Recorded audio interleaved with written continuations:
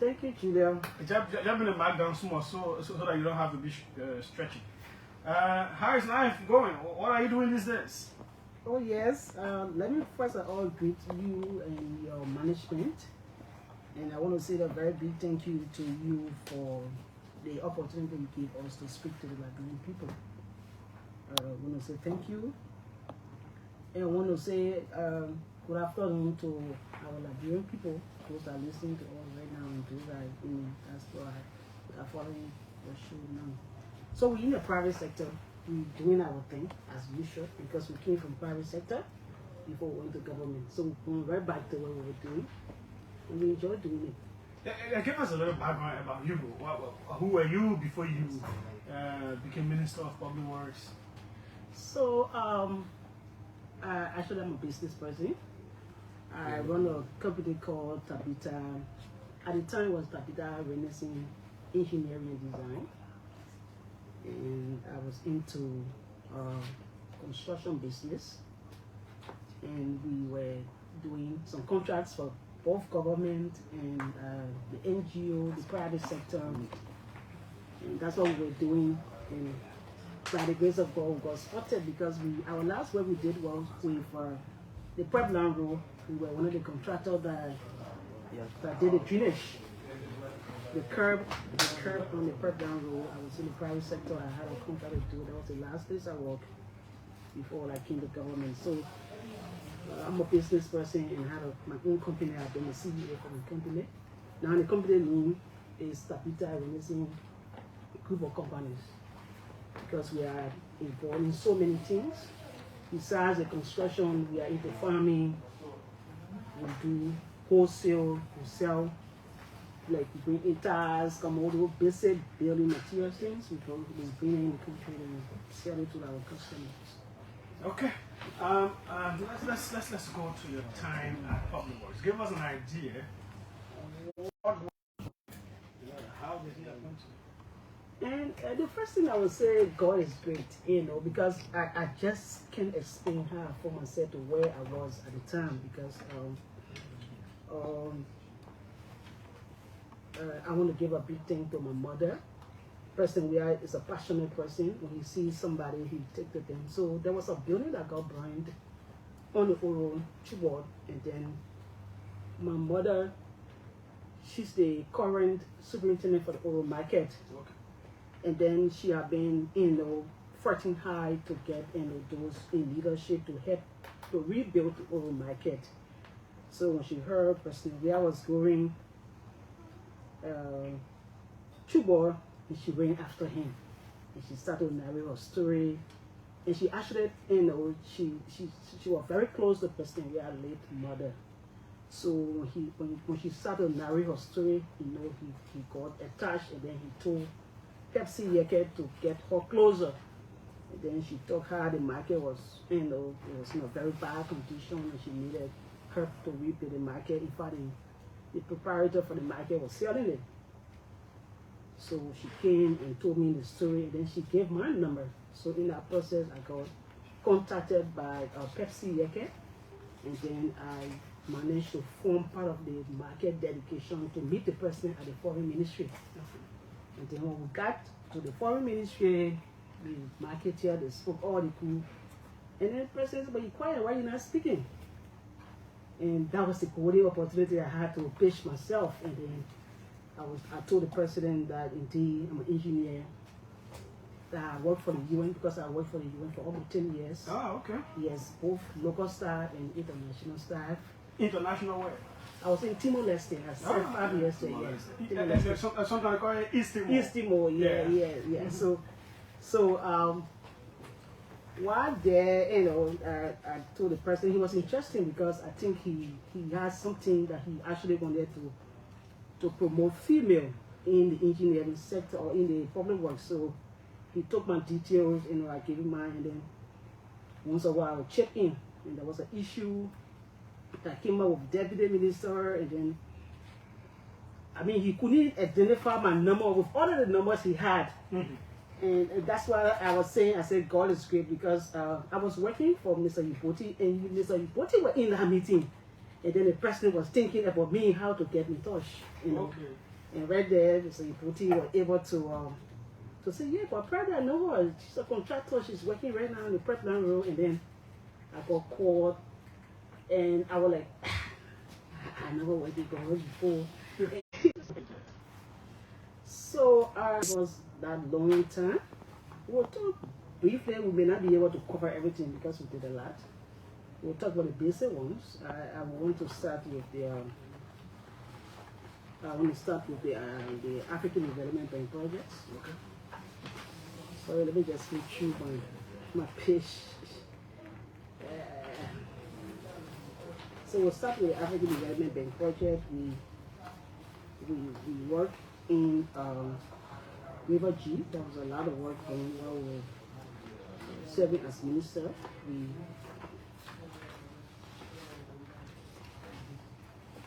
This is the OK Conversation on OKFM 99.5. We have with us former Public Works Minister Ruth Coker-Collins. We'll come to all of the allegations and different things. We are setting the basis for her to tell us exactly what they did. Do I have one? Last allegation. Yeah, there are allegations. So lead our way. We'll come to them. But let's get the basis of what. Okay, so with the African Development Bank, we will start from the Mano River Union Development and Transport Facilitation Program. The first lap pavement from Fishtown to Kalipo. We did that work, and before we left, our contract was signed August 3, 2021. August 3, 2021. Yes. Okay. And the contractor is Chico. So our expected time, to have closed the project was in 2022. But sometimes our partners, they have their own way of payment. Sometimes we have some delays. So, but before we left, up to December 2024. That is 2023. 2023, sorry. For clearing and grubblings of the road, the entire road corridor, it was 100%. We have cleared everything. All the vegetation, everything, we have cleared everything. And we have also the covert installations. We installed all of the coverts. The engineering compound, it was at 98%.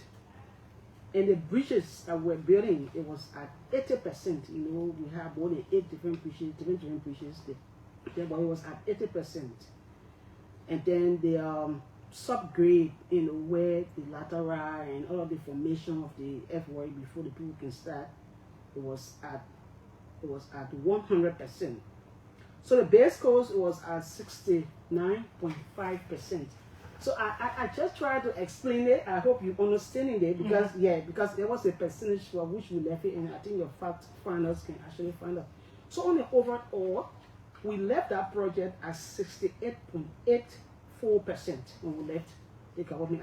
The Fishtown to Kalipo project. Okay. So then we go to the scene. African Development Bank, the Mano River Union Road Development, the program. Phase 2 of it was from Kalipo to Fishtown on the same, because we all targeting schedule. So the one from the back, that's what I'm talking about. So it was 80 kilometers. Okay, I didn't talk about the one, it was 20 kilometers. Okay. So this one is 80 kilometers from Kalipo to Fishtown. Kalipo to Kaluken, sorry. Okay, Kaluken to Fishtown, sorry. Okay. So when we left, the clearing, the grubbling was 100%, the cover installation was 100%, the engineering compound, the engineers compound was 100%, the bridges were at 97%. And then the subgrade was at 100%, the base coat, the barnacle, all of them were at 100%. The wearing codes were at 66%. The installation of the galvanized metal rail, the guide rail for the beaches, all of those one was at 99%. And the project overall progress was at 92% when we left the Ministry of Public Works. So to give some details, because saying this 1%, this 1% about the about this one. The pavement from Sanikoli to Lokwa 2. Yes, from Sanikoli to Lokwa. It is 47.1 kilometers. Okay. And that project started. It was signed. The consultant is actually the contractor is CRSG, and the project commenced November 2nd, 2020. So we at the time, the clearing, the grubbling was completed 100%. The covered installations were completed 100%. Engineering compound was completed 100%. So we had 8 different bridges on that same road. Yeah.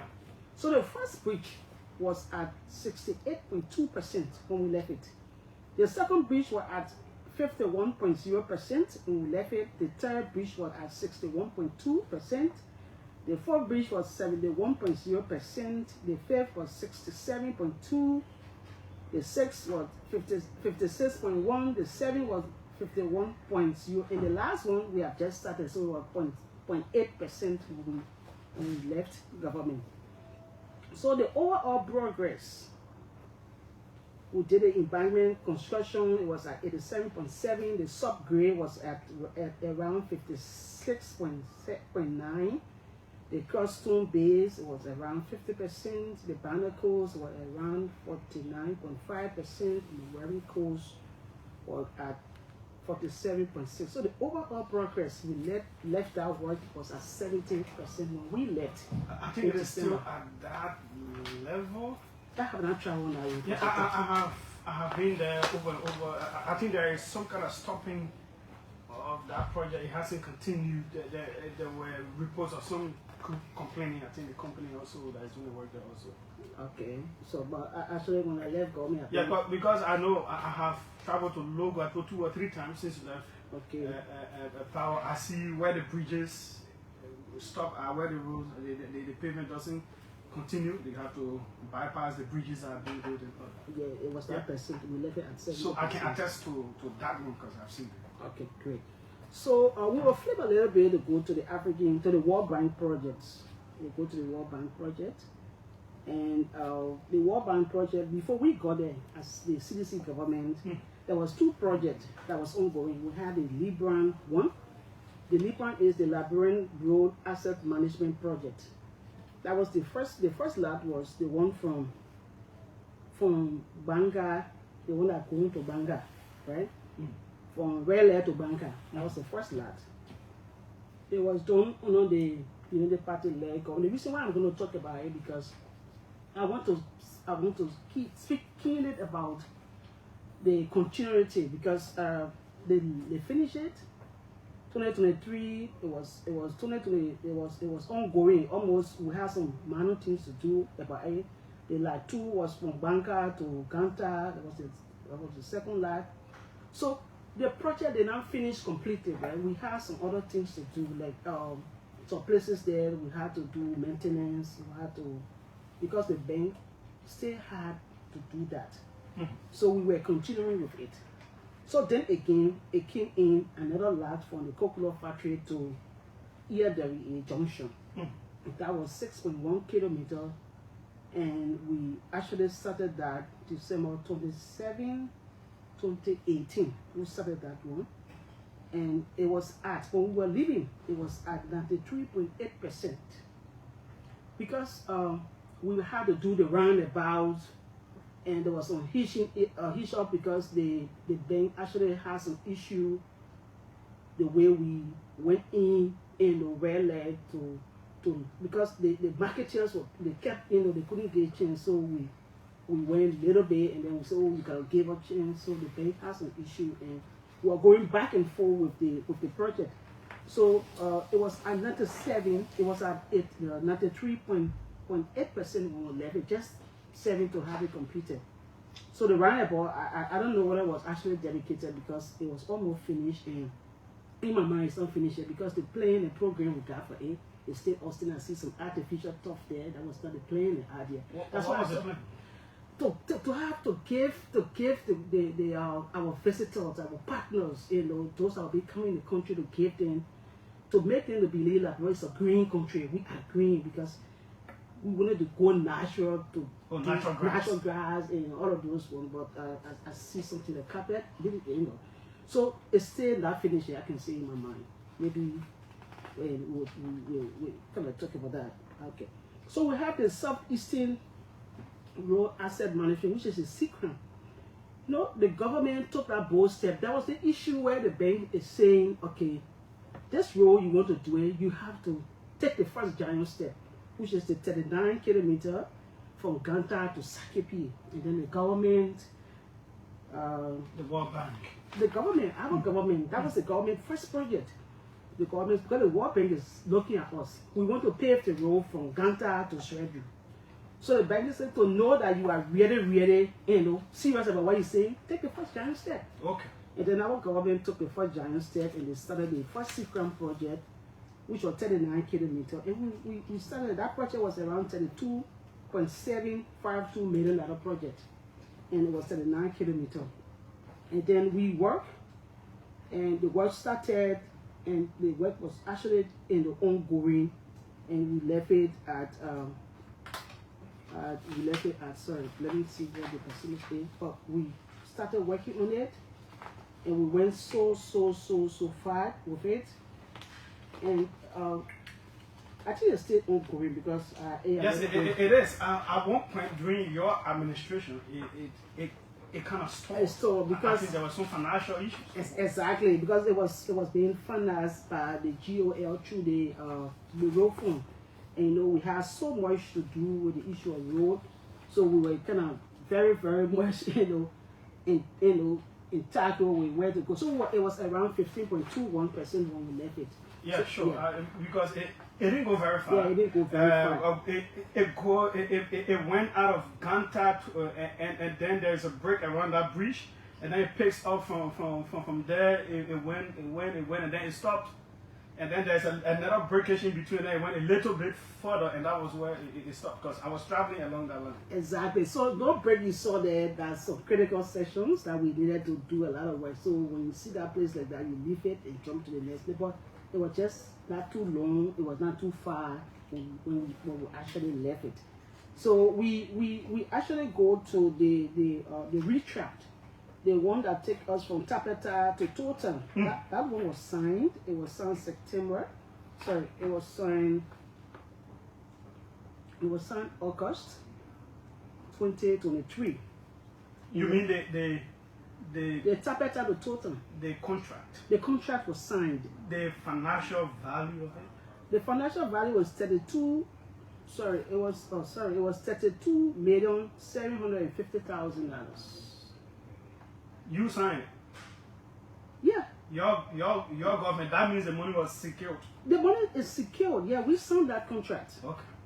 So we signed that contract, the contractor got started, and then the work was actually ongoing when we left. Let me grab the percentage of which we went before we left. So let me be talking. So we signed that, and work commenced. Out of the F work was ongoing, and it was the actual expected time to complete that work. It was in September 2026. That was what we projected to have finished the work. The contractor was mobilized, the campsite was built, and all of the information about that road work had just started when we left. So we go to Ganta to Sanikole. Ganta to Sanikole, the contractor for the retrap, the first retrap was CRCO, C-R-C-O. And Ganta to Sanikole, the contractor is CSE, and that road was funded by ArcelorMittal itself. Okay. And the work for that contract, it was 37 kilometers. The work for that contract was $47,085,000. That contract was signed. It was signed 2021. Sorry, July 21st, 2015. The contract was signed. Okay. By the previous administration to your administration. Exactly. Okay. So there was some issue, but we completed at 100%, even though we did not do the dedication before leaving, but it was completed 100% when we left the government. Did you, apart from the signing by the UP government then, did you meet work started? So, I mean, the Ganta to Sanipoli. let me just do a little research because it was an inherited contract during my training because I did not start fully with them. But when I started, it was work in progress. When I got started with it. Okay. Yeah, so we can move to the next one. Yeah, sure. So I just want to be clear, with what I'm saying. Okay. Okay. So the next one is Ganta. Okay. It's Banka to Salaye. That contract was done by Chico, and it's 81 kilometers. That is being funded by Badia, the Arab funding, the Arab. That is Banka to Salaye. Okay. Banka to Salaye being funded by our Arab donor partners. And the work for that project, it was 81 kilometers, and the cost was $47,937,433 for the ASIN. The work started June 1st, 2018, and we were projecting that. You can please speak a little louder so people get you. Okay, so the work was signed June 1st, 2018. And the expected time, to finish what we projected was July 31st, 2023. The total progress we left the work before we left, it was at around 91.94%. That's where we left it. And the total kilometers we did 67 kilometers out of 81 kilometers. Is it does that project include going up to Vonjaman to the Sierra Leonean border? No. So we started this negotiation from Salaye to Konya. Okay. Yeah, so the donor partners, they were still available. We had to travel to them to have some agreement because they actually financing the entire road. They and GL. GL part they kind of play is to pay the RAP payment along the line. So GL is always along those projects. So that project, it was at 91.94%. So the negotiation from Salaye to Konya was ongoing when we left. Okay, but you talked about the targeted finish date you have been in 2023. Why didn't you finish? So the finance were not coming from us. So like I said, it's a donor partner project. So sometimes our counterpart, partners, they got a delay in doing these things. So it was just at 91.9% when I left. I actually hope that I had all the money to finish it before I left government, but it was passing through a means, and we could not, control the means of which it was coming. So there was some delay in the payment, and we paved 67 kilometers out of the 91 kilometers.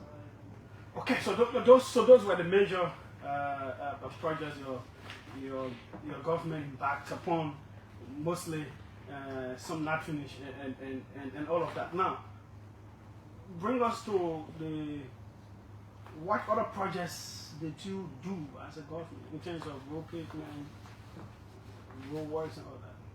So, like I said, we'll come back to the African Development Bank projects, and we still have few to talk about. Okay. Or let me come back to our community road. There were a lot of community road done in our government because we saw that there was a need.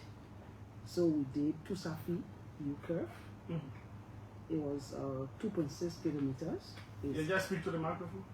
We actually did the Tusafi, the U-curve. It was 2.6 kilometers.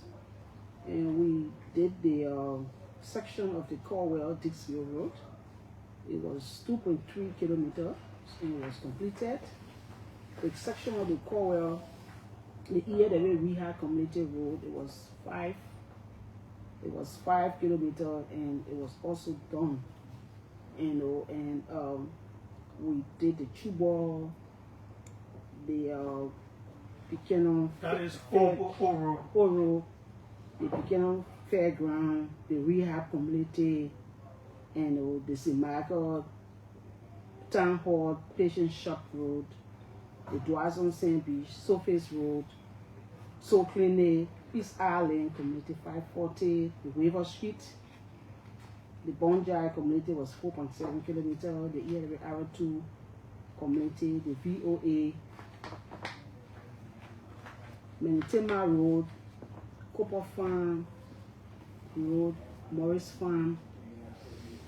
The Banjo community, it was actually 3 kilometers, but we did 2.5. Okay. I have to be clear here. The later, we got started, it was 2.7, we did not go so far, it was just at 0.1%, 0.1 kilometer we paved and we left it. So we got the ERA community extension, we got the Keyhole community was 1.2, was completed, the Kissy Camp community, the Barshot project was also completed, the Copper Farm rehabbed, and the DenG case corner school was also done, the Prepland Road. I will talk about the Kakatown City Street because it was projected, but it was not done. Nothing was done there. We got the Chucky Taylor Road. It was also done. We got the Focal Mission. We got Lookingtown Broad Street, Dry Rest Market, 11.5. That is Dry Market to Johnsonville, Johnsonville Market, yes. 11.5. We did 11.1. I think the 0.4 was something that was left to be done. Johnsonville, Market Road, it was 11.5. We did only 1.5. The Door Community 2.7. The 14 Military Hospital was 1.8. We did that. And the Riverview Community was 1.5. The 12 Horses Bypass Road was 2.0.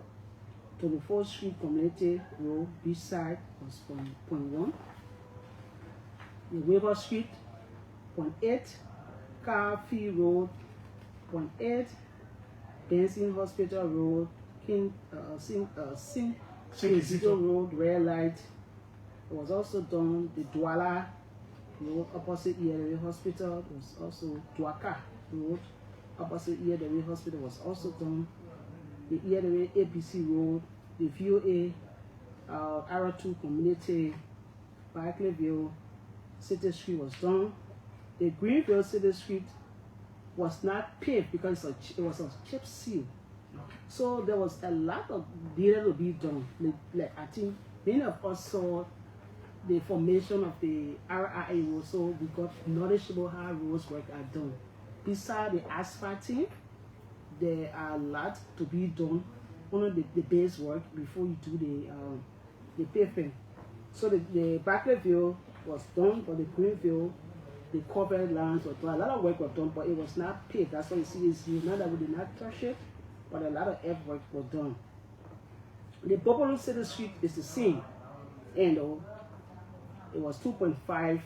The clearing was done. A lot of things. I think I heard something around here, but we'll speak. We'll come to that. Yeah, so it was also done for the basic earth work, the clearing, the vegetation. Because imagine, anyway, we'll talk about that. So there was also projected the Lapasi Zoo Road. These are projects that we left, So I sometimes get wavered when you cannot acknowledge other people that did it. So it was being contracted, the Lapasi Zoo Road. We did the contract was signed. The contractor is now working. I saw some pavement there. We also talking about the LRC road, for a contract that was signed and we left there on the decks. The Matadi Drive Road, the Popo Beach Road, the PCA Nizo Road, the Benafan Road, Ministerial Couple of that bypass where you see they're doing a lot of demolition. Those contracts were signed to the PPCC. We did everything. We were able to attract the contractor and all of those ones. But the Fontaine Road in Matadi was also done and paved. So these are things that we did. Wow. So let me ask before we go to that. How did COVID impact the workers? Do you think you have done more if COVID had not intervened for like two years plus? Did it have an effect on the workings of the ministry? I'm going to say yes, the COVID impacted us greatly. And some of the roads impacted, Mapodo Road is not an exception. Mapodo Road, the City Street Road was part of that road because imagine that road was signed, that contract was signed 2019 November, and the road was abandoned for 9 months. All of the vegetation came back, and then we had to go there around the table again to negotiate with the contractor and to do it. So it affected not only the Popodi road, but every other road. So because the road need continuous, maintenance, you doing road, you leave it for 9 months, rainy season comes and go. So it in many ways impacted our road works. Let's come to RIA road. Tell us about it. It was one of the most talked about roads. Yes, RIA road is one of our signature projects. And it all started with Peace International, and I just try to get a document so I can read a little bit because it's a detailed thing. Peace International had this contract with the government, the past government, before the CDC government, to do community road. And then when our government came, they saw the need that there's a need that we convert or divert this project to the main RIA road to expand. So East International was supposed to work where? Jimmy Joa Road, the road that leading that's in Bomi. In Bomi, leading to President Ellen's house. Okay. So that project was it was redesigned and it went to the RIA highway. So then we started. So the contract was signed, and we got started with the road. And I think we saw the politics around. And I can say this for free. East International, the project is the initial contract was that East should go out there and source funding. So we were in the process, of sourcing those fundings, and East initiated the work. So to have all things to be done, we divided the project into 2 sections, and we had a section from Monrovia and another section from the airport side. And East was actually in the Monrovia side, and they subcontracted the other side to a Chinese company called CR5 or something like that. Okay, so they actually contracted them, and they were doing their best. And then East International, for their reason, they were not doing well. And I actually said that it was being politicized. I said that East never had the capacity to do what they were doing because I was kind of always on the road, and I saw that the section, the subcontractor was exceeding, it was actually going very well, and they was going to delay. So East International got started with the road, and we went few percent before we left. Few areas were paved before we left. Before you came to the paving, what all did you need? What all was done on the road? What all did the government do? So did you need to pay people up? Did you need to what sort of groundworks were done and all that? So under our government, right? The CDC like I will keep saying under our government because I'm representing the CDC like government. So any project we did, you have to pay a RAP payment.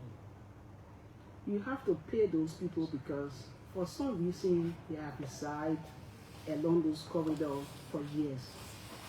They didn't know when government was going to be ready to do pavement. Some of them settled, they built their homes. So we resettled almost everybody on that corridor before we got started. Okay. It was difficult to get started because we saw that, His Excellency, the former president, he really didn't want us to do a lot of demolition because he was, the people's person. But they will have to go on. So it was like he kind of insisted that before you demolish people's you have to compensate them. You have to compensate them, and that's exactly what we did.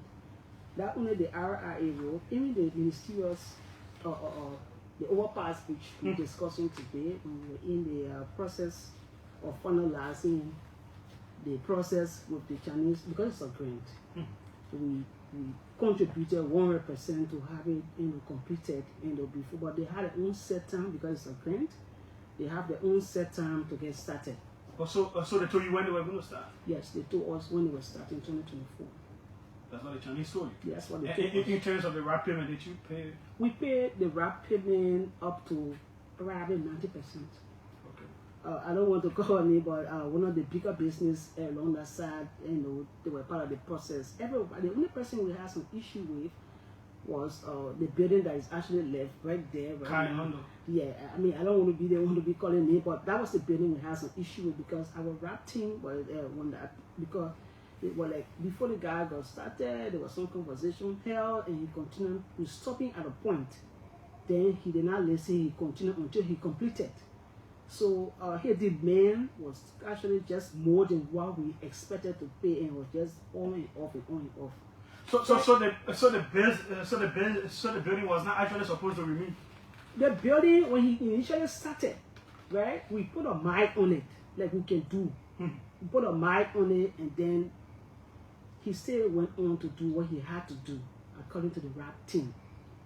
So when it went and got completed, the value increased, and that is that value he wanted us to pay.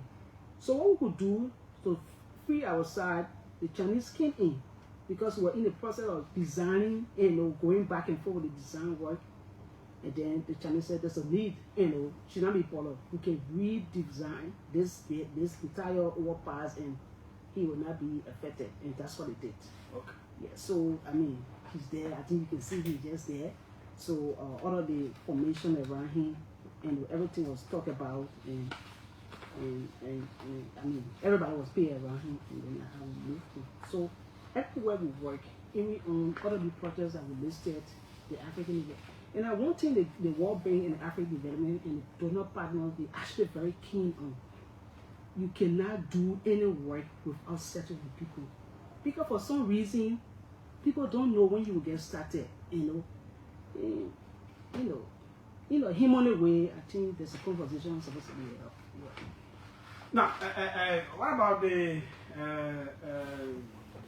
rubber sport from the New Road to Rubber Sport Road? Was there anything that the government did about it? So the Medina Rubber Sport Road, it was signed. The contractor was mobilized, and the quarry site, the place is supposed to mix the quota, the crushing, everything was built. Oh. Yes. The contractor even started work. I will give you the percentage of where we did before we left. The contractor started, I think we paid a little bit portion before we left. So we had a slight delay because at first we were starting from Medina to Rubber Sport. So we had to go back on the drawing board and reverse the project to Rubber Sport to Medina because the community wanted to fill, the asphalt because to where we were starting from Medina, nobody lived there. So we had to go back to redesign that plan. That's how you see we started from Rubber Sport now coming to Medina. But that's a contract that we started. And the contractor is West Africa. This guy we call Fawaz in the SSF. He's one of the companies that is doing our work. So that's something that we started. We have footage of everything, his whole setup. We can actually send it so you can post it for us because we just need to be clear. Everything we can say that's something that is real. Okay, now I think we've done a whole lot of exhaustion with the different things that two people did. Let's talk about this Boakai project. The current public works minister believes that some underhanded things took place. The contractor allegedly did not do any work there, and you people paid like up to $1 million to them. What do you have to say about that? So let me give the background of this project before we go in depth. And sometimes we cannot blame the current minister of public works because he coming from a different sector is actually leading a different sector. No engineer will say what he said on this video. No engineer. So in other words, technically he's not inclined because he's not an engineer. We discuss engineering here. So let me say these few things before I go further. So the road there was 3 different roads. The first one is Administrative Road 1 and 2 is 900 meters. The second row is King Saboso Street, 800 meters. The third one is Sawinta to Eriska UMC Road. It was 3 different roads that constitute this project, and it was 2.5 kilometers. So the contractors was mobilized. I don't want to speak to the fact that I was not there, when the contract was signed. It was signed November 2019, before the COVID. So the contractor, I got some picture evidence here. The contractor worked, they did grading, they did the stone patching. These are photos, probably we can post a little bit. These are photos. There was drainage done.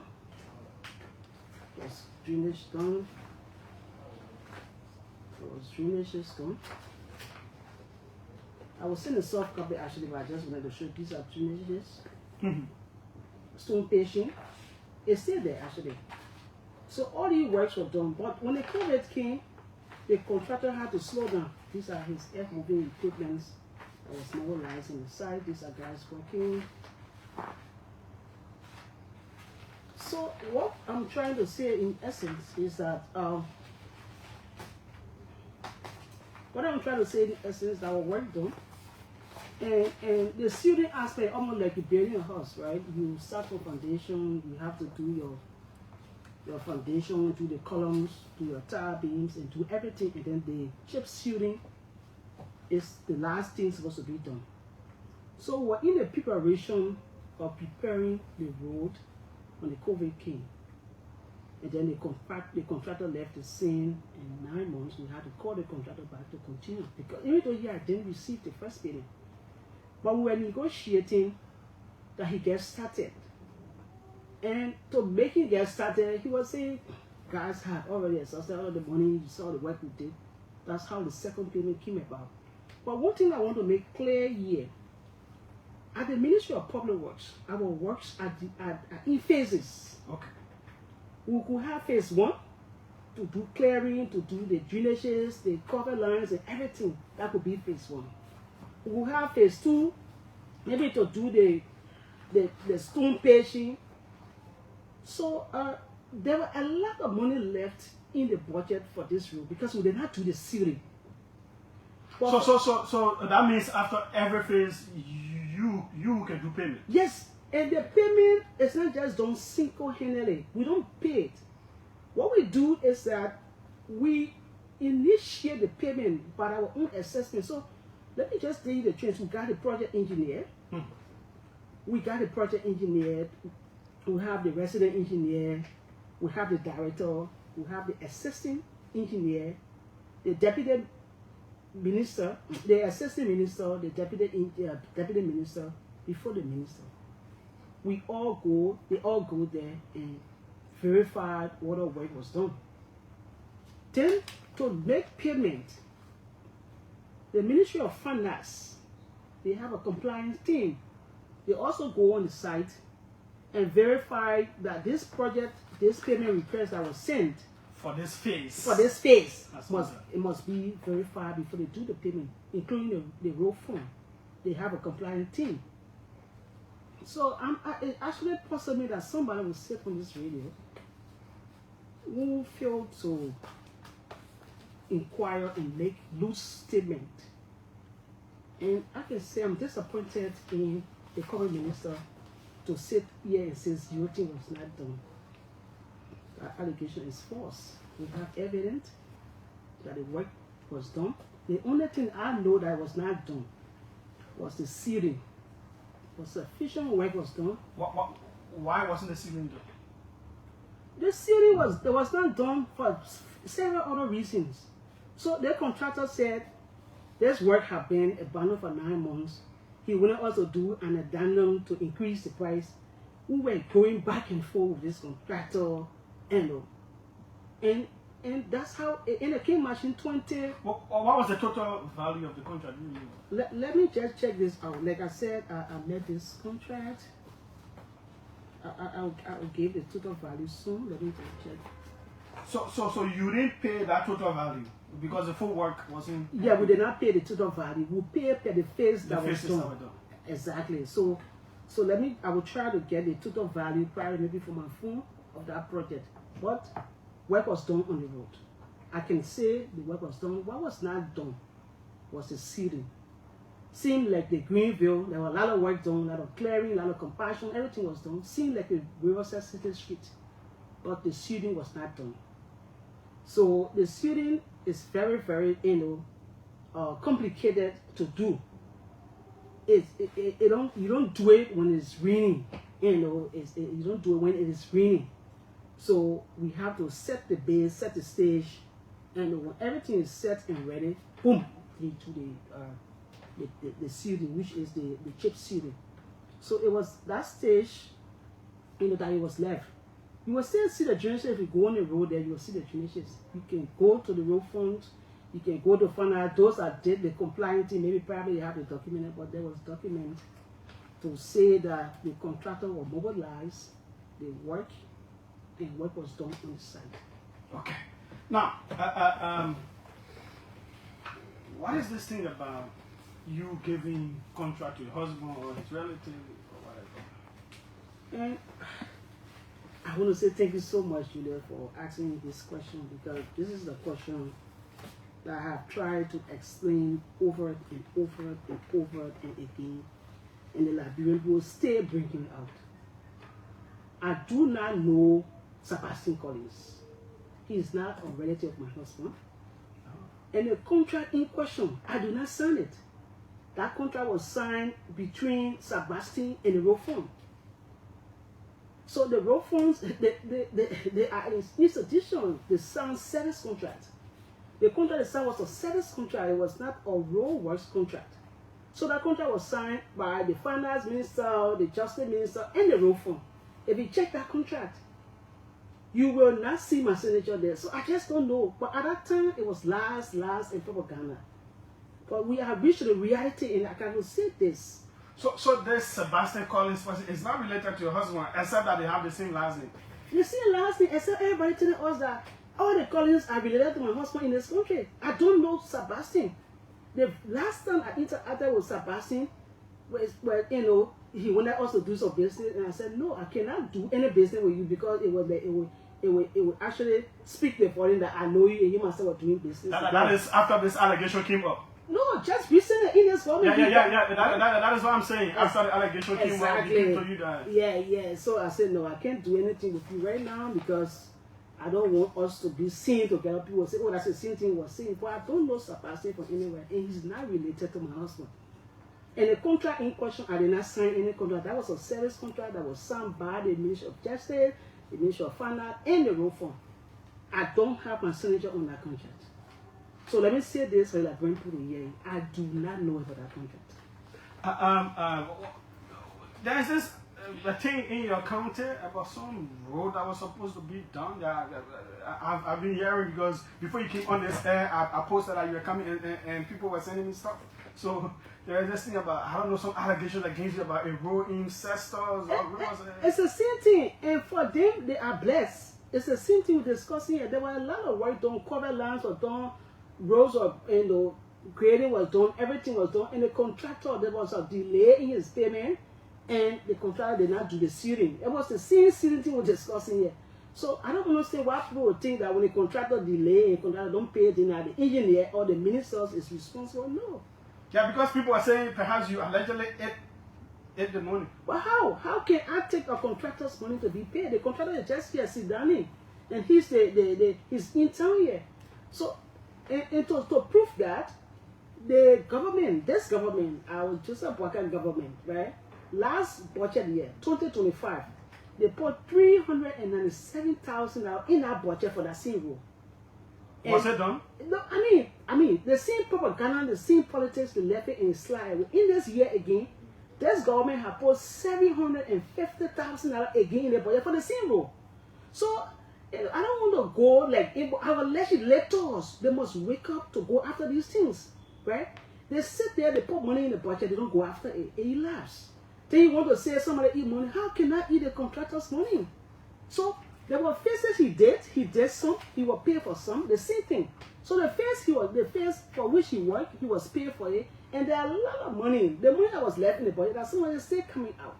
Same with the popular road. There was money left for the same road, and the government can still bring it out to complete the section. So how can somebody eat somebody's money? All these things you've talked about, opportunity, the different works you did and all that, were they, and the different contracts that were already signed and stuff, were they in your turnover notes? Which one? All the things we've talked about in terms of achievements and different things. Everything was in my turnover note. Everything. Did you people at any point in time in your leadership of the ministry buy earth-moving equipment? We did. And it came to country? Yes, tell us about it. Yes. So we actually have a contract with ABK, and that contract was worth $4,864,000. Okay. For 42 pieces of equipment. Okay. Later on, we did an addendum because on the first contract, we had asphalt paper and asphalt spiral. But as a ministry, we will not do paving. So we converted these two things to 11 pickups. So we have 40 pieces of earth-moving equipment with 11 pieces of pickups. In my turnover note, we have 27 of those equipments were in country. The king went. It was at the ministry. We used it. When we, in which year did they come? 2023, all the equipments we left it. It was part of our handover note to the covering leadership. Okay. So we had a wheel loader. We have 5 wheel loaders, which when the people can call front hand loader. Okay. We have 5 pieces of that. The motor grader, we have 4 pieces. The compactor, we have 3. The bulldozer, we have 1. The excavator, we have 2. The dump trucks, we have 6 dump trucks. The pickup, we have 1. The low bed, we had 2 low beds. We had a fuel tank, 1, and the jackhammer, we had 1. So all the things was handed over to the current leadership. So I just kind of wondering why people are running up and down for every equipment and told us something strange. We left it at the ministry. We left this equipment there. We left 27 pieces of earth-moving equipment at the Ministry of Public Works. And that's what they're using now, they're doing all the demolitions. So why people not acknowledging what people did? What about the vehicles you people are using, like many ministers, the kind you're using? And thank you for bringing that up. The vehicle I was using was bought by the World Bank. We serviced it, and we filled the tank, and we left it right there for the minister. Besides that, I have some of the old project, pickup and those ones for other and the off-road service. Everything. Now one of those vehicles that I had, I left everything over. And besides, we have the 4 lights, the one you use for construction work at nights. Mm-hmm. It was bought by the World Bank. We left everything there. Even the minister in his office, I'm surprised or I'm disappointed for him to be running that he left mess. My office. If I didn't see only his computer he took there. Things that I personally bought, I bought a 75-inch television. I left it there. My entire office, my desks, my everything, I left it. Only my computer and my pictures I have on the wall I took from there. So I don't know what mess he keep talking about. How can we be doing mess and continuing with the mess that we did? Did you mess the road sector up? That's why he said that your government, cool, I'm done way better than you did. You messed it up. Some of the projects you took over from them, you did not complete. You did a whole lot of messy things. I don't know his definition of mess. That's why I keep saying he's wrongfully placed.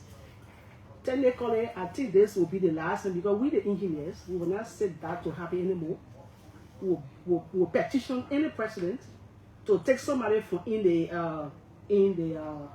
business field to be public work minister. That's where the problem coming from. So if Guinness was an engineer, he wouldn't speak the word he speak here. We're not lecturing. This is not history classes. This is technical. That's a technical institution. So when you say something, you must say with facts. Forgetting to sit and start talking about mess. How can you say mess? All the roads you left, the project today they're running with, the roads what they're breaking down homes so that's something that we created. We created it. We formulated into project, into contract. You continue everything. Everything we started, you continue. So what's the mess that we left behind? So the family, I think, is misplaced, and and that's his challenge he faced. So probably. Well, he seems to be doing well, though. I mean, works are ongoing. Works are going by works that we formulated, that work that we initiated, that work that we formed, and he been at the Ministry of Public Works, and he was there. When he left there, when he left, one more bulldozer with an escort. That's what they left there. We left there as a government. Today, I don't know why it stayed there, but we left it there. When we were leaving, we handed it over. So there are a lot of things. I want to say this: you can be living in a glass house and be throwing stone, So Guineans need to watch his steps, because we're watching everything doing. We're watching every steps. Today we're discussing. There's a painting project that was ongoing. Today is actually stored. A painting project where? Within the public works ministry, in and around the public works ministry, you can come in and ask him what happened to that project. Who was the contractor? Who is the contractor? What do you think is happening? He would be the best person to explain. No, it seems you have heard something. Is it a painting project that he initiated or what? That's why I'm saying, he should know how to come on radio and say false things about people that he do not know. He can come here and tell me all that was 0 things that were doing Bopuli Road, and you see all the evidence, everything there. I know the contract did not finish because they didn't seal it, but you can sit and be saying things that technically it's not true. That's what I'm saying. So he should know that he also he's not an angel. He got his own mistakes that he's doing along the line, and we're watching it. What would you have done differently? This whole demolition thing. I don't know. I was not in your cabinet, but if the government needs to carry out development, money business is not so common around. You need to open up alleys. The overhead bridges on go. You need to open up alleys and different things, and people have built on those alleys. You gave them 2-3 months to move, and they cannot move. You have the only option to demolish. What would you have done? No, I just want to make this clear. For the legislator to put it in the budget, so we have a line item that will actually support our action. That will have been our position. Put money there to pay people off, to at least compensate them. That is what you have done. Why do you think your government's policy did not focus much on working on lateral roads, keep them passable throughout the years, but mostly paving? I don't know if it is true, but I actually heard that this was President Weah's argument that it is better to just pave it than to be working on the lateral roads and all of that. Is it true? And if it is true, why was that a policy? So let me say this, right? Before we got to the Ministry of Public Works, there was a policy that I did not read, but there was a policy I made that the Ministry of Public Works can do their own works. And when we brought in those equipment, we use it sufficiently. Some of the roads you see the guys doing right now, this government doing, there were enough border rocks. There were enough border rocks that we hauled on those roads. So there was enough border rocks. We hauled from the river Jisa coming to there were a lot of rock. Even the Sesto High, there was a lot of border rocks. So when a border rock is there, because of the water on the road, you have to put in a lot of border rock, and then you will kind of have the place to be stabilized. And that's what we started doing. So even if we were going to come back, we were still going to concentrate on repairing some of the roads like that, because we already initiated most of the roads. Even though our guys, they got a lot of money, because I know that road gets stuck on 2 million when, and it was there. But we did a lot. We put border rocks there to stabilize those critical sections along the road, and we had a plan. And now the plan prior to me. So we did lateral roads. The only thing the lateral road is almost like a waste, because every after every rainy season, you have to redo what you did. So the road, they get everything was spoiled, everything. So you got to do it all over again. So we were thinking that at least as a government, we can do 5-6 kilometers. At least we're going ahead. Even though we're doing other maintenance, we're doing other areas, but we're still going to concentrate on the pavement and because there's no way you can do it. People came, a lot of professional people came. They passed through the walls of the Ministry of Public Works. I was there. Today, Guinness is there. He will also, Mr. Guinness is there. He will also leave. So we can't sit there and act like we are so sophisticated, we are too professional, we are the smartest, and then we try to castigate other people. So it's a shared idea. We still have a lot of challenge in the infrastructure sector. Nobody will tell you that everything is very important and no one government will do it. That's why the government continues, and that's why we all have to work together as a team to build this country, because there are a lot more to be done. Okay, thanks for kindly. Let's go to the phone lines. But before we can go there, let's understand the equipment business that you left. You said you budgeted to bring in, I think, 40 plus? 42 pieces of equipment, right? So we paid this contractor, and we were owing the contractor 800, I think $8.4 thousand. 800,000. Yes. So this government just needed to pay that contractor, and bring the rest of the equipment. I think the few that I was talking with the contractor, I said, you still owe the government. He said, the government owe me just 800,000 to bring almost 20 pieces of equipment, and that's it. That has been a challenge. The contractor can be paid, the contract is hanging, and the rest of the equipment are still with the contractor. Okay. 777-700-995, the numbers to call. And you will be true. We have with us former Public Works Minister Ruth Coker-Collins, presenting her side of the story, as we always do. Bring all of the sides and hear from them. Welcome, and let's hear you. Yeah, thank you very much, Dr. This is Akaros. Go ahead, former Representative Gray. Thank you for inviting the minister. I love the counterbalance. My minister, you have done extremely well. But I would just want for you to just re-emphasize on the issue of the demolition, especially when people are being affected, and maybe you can elevate the conversation on the RIA rule and that of the Rubber Sport rule. But I really want to tell you, thank you, Madam Minister. An engineer is just different from a politician. Thank you very much. Okay, thanks so kindly for your call, Mr. Politician. Let's take former Assistant Minister Jeff Jackson. Jeff, welcome. Yes, how are you, Julius? And Minister, thank you for the explicit conversation today.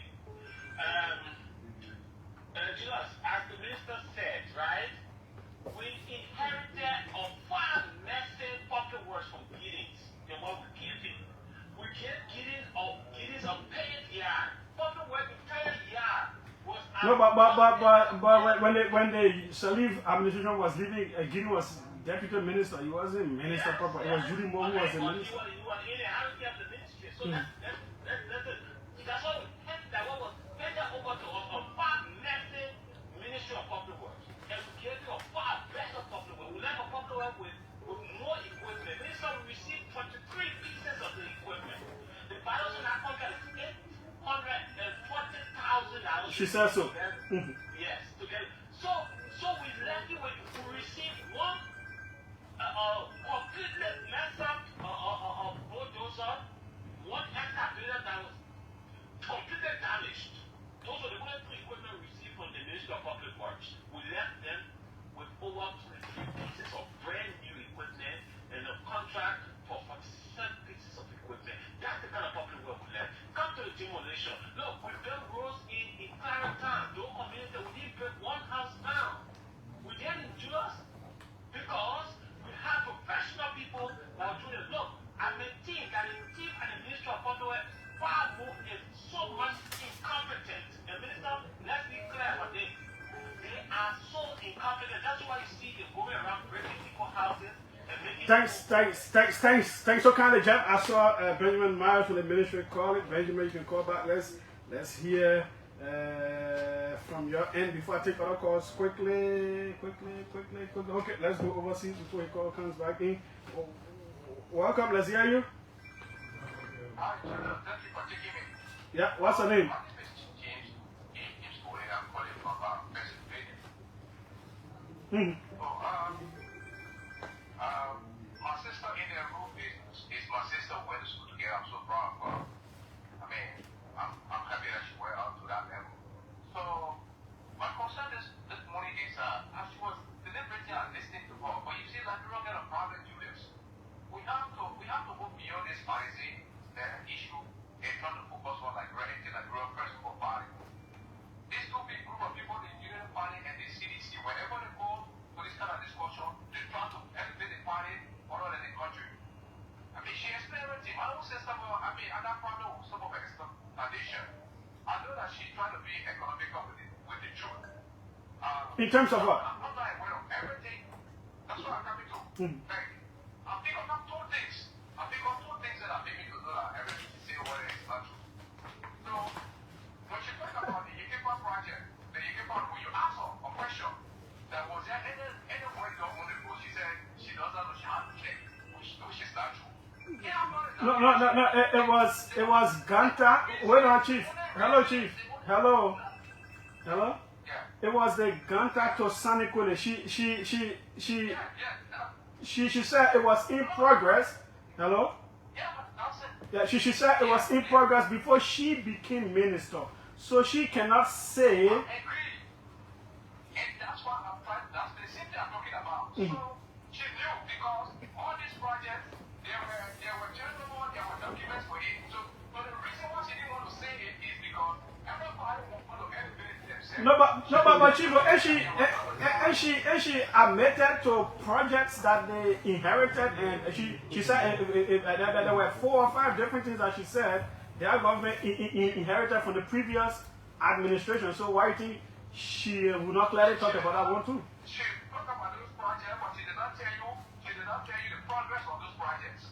But when she was discussing about the project, she was very, very eloquent. She told you exactly what they did. We secured the phone, we did all the program, we did all the. She was very eloquent, but when she talked about the project they inherited, she didn't tell you. But she would know the and the other government supposed to know the percentage. That's why I'm telling you because the two governments, that's the problem they got. Oh, okay. I get your point. Okay.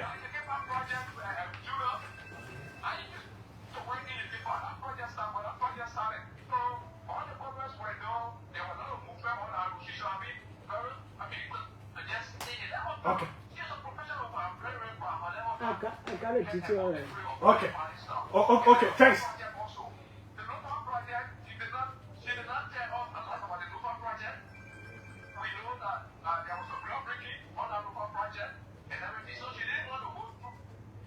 We went 91 Yeah, but and she said and she said they left it at 91%.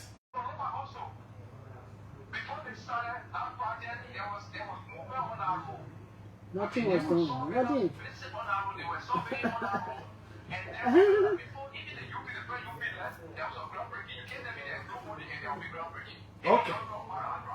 Okay. Okay. Thanks so kindly for your call. I appreciate it. Let's hear from Ministry of Public Works, Benjamin Myers. Welcome. Yeah, good evening, Julia. Thank you for letting me in. So I listened to the minister. I'm not going to use some of the power words to you. It's going to be kept at a ministerial level. But then I was particularly concerned about two things she said. She said they did not leave the Ministry of Public Works. Anything, in fact, some of the rules were being constructed. They're trying to, make a different case. But one thing I can say, we all know that Freedom Law 1 and 2, from Granta to Second Year, from Second Year to Pakistan, that those rules were stopped. And the simple reason was that road is being constructed as a result of underpass funding, and the government had the responsibility to assist from Granta to Second Year. She said it. She said it. She said they have financial constraints. Yes, so it is as a result of an irresponsible leadership that is not really made their share of the money to the contractor, and because of that, the contractor had to withdraw, and one thing also seeing that like was not zero, had to slow down his practice. When Mr. Giddy took over, by convincing the government that there was a need to have continued the role. Currently, you see, they are ongoing work on our role. Also, the minister did not mention between Salaye, Bangla to Salaye. Bangla to Salaye road, the same thing happened. The counterpart money, the government did not remit for some projects. And as a result of that, that project stalled. What the minister wants to lecture on today, Freeport to Simple Bridge, that contract was signed with NDNC under her leadership. That contract was messy, and they gave the contractor first time. More often she wrote an individual letter to the contractor, creating an addendum to the project, something that violates all standards. Now, when the minister came, the contractor had a letter.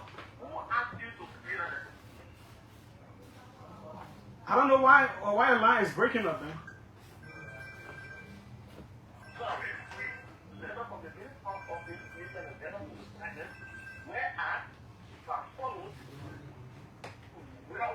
Ben, I don't know where you are, but your call keeps breaking up, keeps buffering. Oh, am I better now? Yeah, better quickly.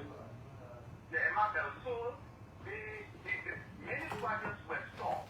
Even all of the electoral rules is speaking about how the put border rocks in certain places. Don't bring that on to Julius. You were here. The country, by the rainy season, nobody could move in the country. Even to Ruth Coker-Collins hometown, people could not easily go there. So they even cross Digital Town, we to mention reaching Central Georgia. It was very difficult. Those are one of the difficult places that will be some of the difficult places to even move during the rainy season. Under Minister James, the president's 100-day deliverable worked effectively. All of those critical sections were restored using security them. Okay. And during the rainy season, people could move. I can't come into the But because of time, man. Because of time, I mean. people could move freely. And it seemed for the minutes, for the 4 minutes of the state of radio, they tried to write all something has never been witnessed in the history of Liberia. Okay. To conclude, she spoke about leading a better ministry. Julius, I will tell you no lie. I can bring you pictures, I can bring you video of his filthy, his dirty, his leaky ministry that the minister of them. Even all the minister of them was leaking. Okay. So she right, use so she used to be working and be leaking on her desk. Okay. Okay, thanks so kind of because of time. Welcome, let's hear you quickly. We have to go back to our guests. Welcome, let's hear you. Yeah.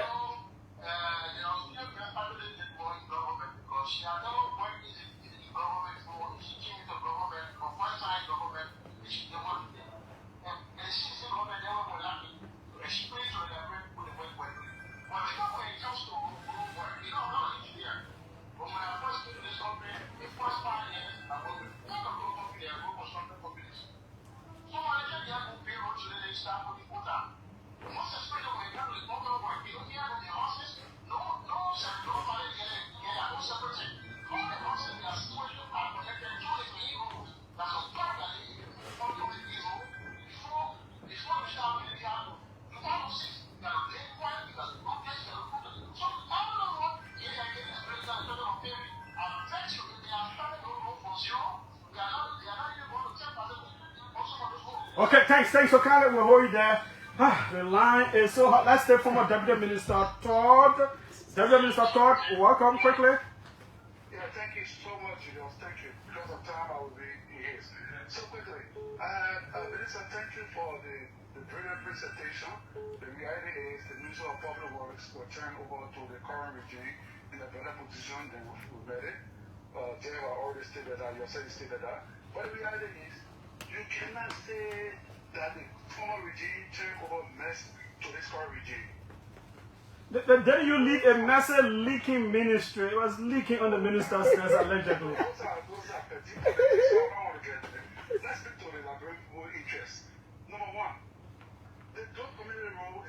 mess. The rule from Kanta to Sagapie, all other regimes before the citizen government have always tried to construct. It wasn't a mess.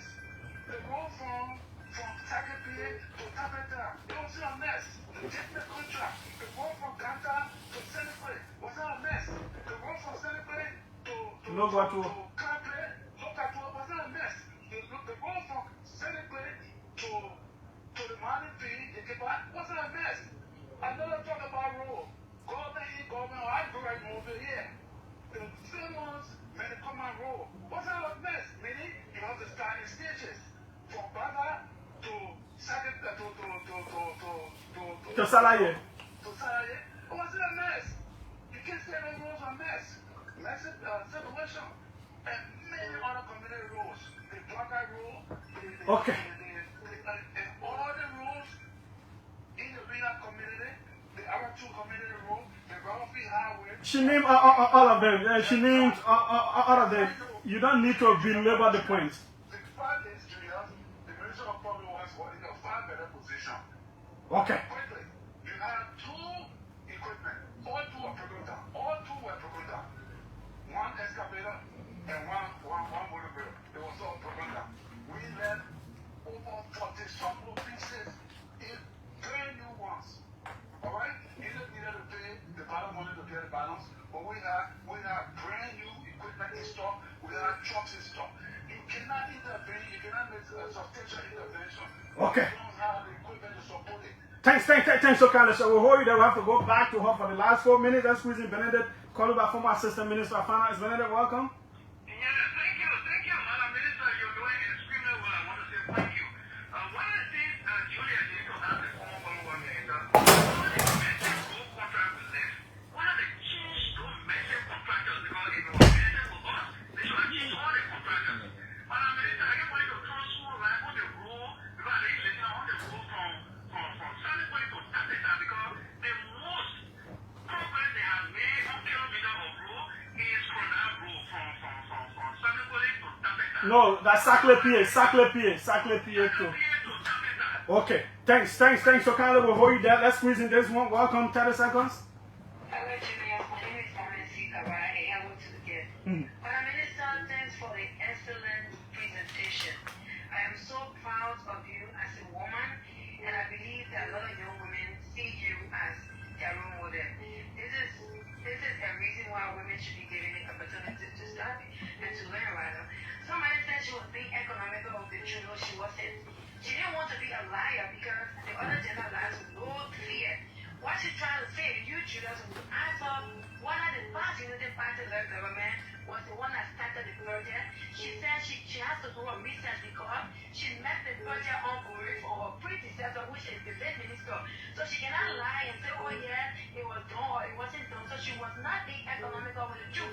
And our policy on demolition was very excellent because we believe in the people. Our government is constituted for the people. So if a government becomes so much insensitive and doesn't care about how the people will feel or how the people will live, then it becomes a problem. Thanks. So kind of wait. Let's take Engineer JZyNo, Brian, quickly. I'm fine. Go ahead. Minister Ruth Coker-Collins, how are you guys doing? Yeah, you can go ahead quickly. She's listening. Oh, I just think a few points here on the conversation that's unfolding regarding the infrastructure sector of Liberia. Hello? Oh, you went off. I think we're just going to there, folks. We'll give us the last 4 minutes to respond. And also, the final question from my end will be the infrastructure conference. You wrote about it, and then the minister later on said they invited you, and then we didn't see you. Yeah.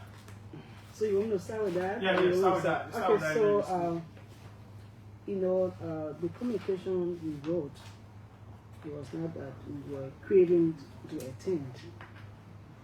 For the matter of fact, we wrote that to document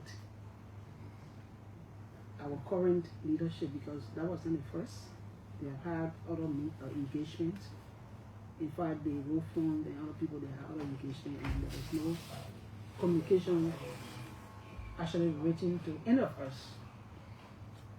I was kind of saying this to say that we are all Liberians. If you have your space to do your work, you work and leave. We are not enemies.